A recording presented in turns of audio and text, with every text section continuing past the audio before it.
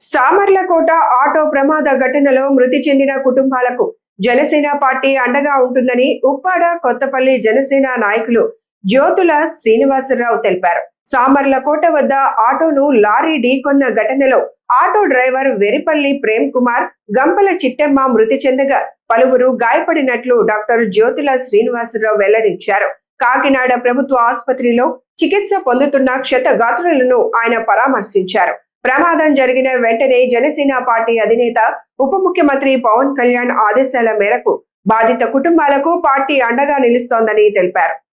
జ్యోతుల శ్రీనివాస్ అండి, పిఠాపురం నియోజకవర్గ Janasena party leader అండి. నేను ఈ రోజు దురదృష్టకరంగా ఏంటంటే మా ఉప్పాడ గ్రామానికి చెందిన ఒక ఆటో సామర్లకోట సమీపాన యాక్సిడెంట్ జరిగింది. ఈ యాక్సిడెంట్ లో ఇద్దరు చనిపోవడం జరిగింది. దొరికిన సింహాద్రి అనే పేషెంట్ ఎమర్జెన్సీ వార్డులో తీవ్రమైన దెబ్బలతో గాయాలతో సీరియస్ గా ఎమర్జెన్సీ వార్డులో ఉంది.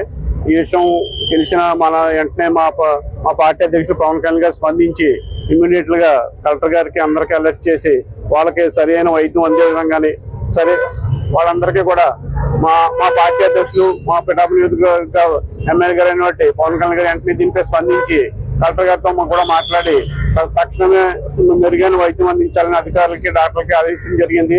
అందులో భాగంగా మేము కూడా వచ్చి ఇక్కడ ఎమర్జెన్సీ వార్డులో చికిత్స పొందిన దళిత సింహాద్రిని కలుసుకొని పరామర్శించడం జరిగింది. అదేవిధంగా డాక్టర్ గారితో కూడా మాట్లాడి మెరుగైన వైద్యం ఈ పరిస్థితికి పోవడం జరిగింది.